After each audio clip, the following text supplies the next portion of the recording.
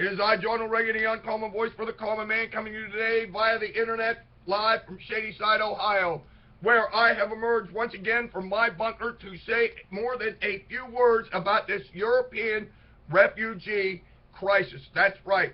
We hear it all over the place. It's in the network news, the cable news. It's on the political talk shows on Sundays. It's just everywhere. And since nobody has the testicular fortitude to lay the blame where it needs to be laid, this unavoidable, and believe me, this crisis could have been unavoidable at the feet of who's actually responsible for it. That's right. But before I do that, I'd like to say a few words to that Benedict Arnold Republican, COLIN Powell. At the end of this little tirade of mine, I got a few things I want to say to that guy. But first, the business at hand. The fact of the matter is, this whole fiasco with this European refugee crisis is none other than the fault of our benevolent dictator, Gaius Augustus Obamus Maximus. That's right.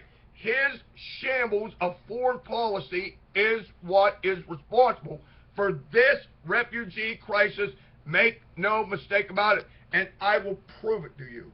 First off, let's talk about the rise of ISIS. A lot of this is the rise of ISIS. But a lot of that is caused through a lack of vacuum on what's going on in Syria with Bashar Assad, their benevolent dictator. Let's be honest about it. We had a time about 3 or 4 years ago where Assad was using chemical weapons against his own people. You remember that? That's right. And our benevolent dictator drew a red line in the sand and told Assad, if you step over that red line, we're going to get mad. We're going to get real mad. And we might actually do something about it. Of course, he continued to use chemical weapons, and Obama was flummoxed. And there was no action. There was absolutely no action at all.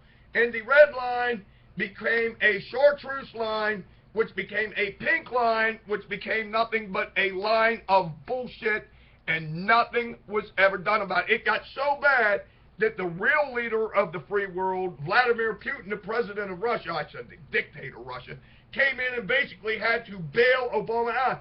The only problem with that, of course, is Putin and the Russians back Assad, so you can see how this thing all worked out. He's still there. He's still killing his own people.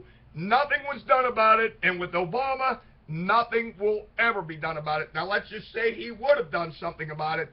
I can't guarantee you that this crisis would have been lessened or precipitated anymore. I really don't know. But I can guarantee you this.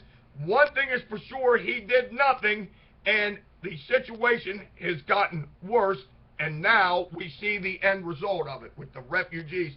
Now, let's go on to the second fiasco of his foreign policy that has precipitated all this. He should have left at least 5,000 troops in Iraq as a rapid deployment force. He should have done that. Instead, he's worried about winning elections, and he pulls all the troops out, every fucking last one of them.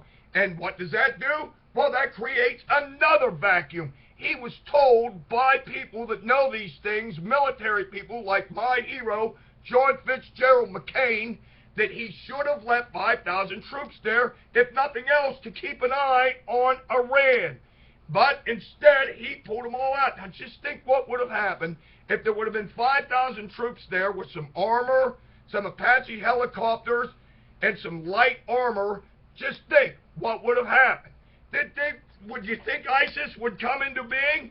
Well, even if they did, we'd have had 5,000 people right there armed with the high-tech military equipment that we have, and we could have taken care of this ragtag band of nomads armed with 50 caliber machine guns in the back of rusted-out Subarus. Against the greatest military power on the face of the earth, if we would have mopped the fucking floor up with them. But instead, he pulls them all out. ISIS is on the run. Assad's running wild, killing people left and right in Syria. And now we have the refugee crisis thanks to him. Make no mistake about it. He is to blame for all this. Him and his shanty-ass foreign policy is to blame for all of this. That's just the long and the short of it. So what do you do now? Well, I really don't know what you do. This much I know. We might have been able to help out in this situation, but we got a refugee crisis of our own coming across the southern border. So he lets millions and millions and millions of illegal aliens in here, masquerading as illegal aliens, but we really know what they're going to be. They're going to be Democrat voters, so he's going to destroy the whole fucking country to keep him and his political power for his party, even though it means flooding the country with a bunch of illegal aliens. Now, so we can't help the refugee crisis in Europe because, well, we got sort of got a refugee crisis of our own, and believe me, it's far more out of control than what's going on in Europe. It's just that you don't know about it until now. So, how do we fix it? I don't know. I know this. It's never too late to do what I have said from the beginning. You start killing these people from ISIS by the thousands. You don't send drones over and kill them one or two at a time while they're beheading, 5,000 Christians and shit like that. You kill them by the thousands and see what happens. What the hell could it hurt? And we're not getting anywhere like this. That's for sure. Now to Colin Powell. Now, Colin Powell, yes. I know you were on MSNBC or NBC with your buddy Chuck Todd. We all know you're really not a Republican. You're a Democrat. Why don't you just do me a favor? Change your political party affiliation, Black Lives Matter and all that shit.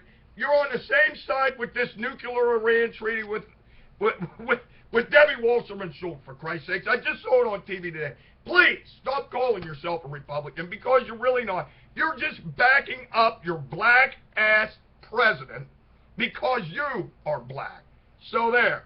That's the long and fucking short of it.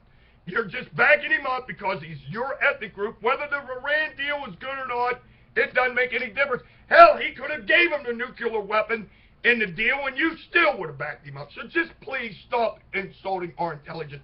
And besides that, Colin Powell, remember the little problem that we had? Well, it wasn't a problem. Remember about 5 years ago when the students and the young people of Iraq actually rose up against the Ayatollahs and the mullahs and the bad guys that run the country?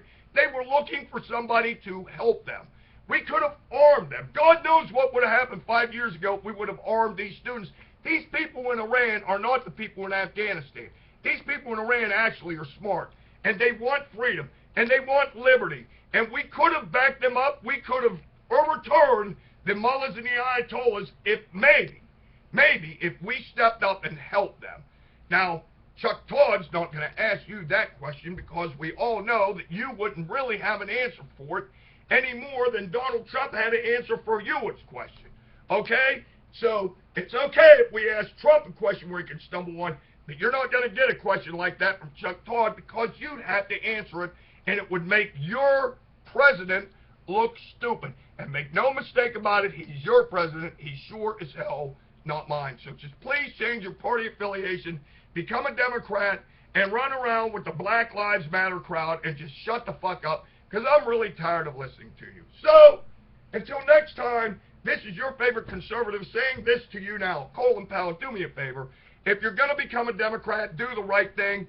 Since your foreign policy of your president is in shambles, why don't you take in a few of these European refugees?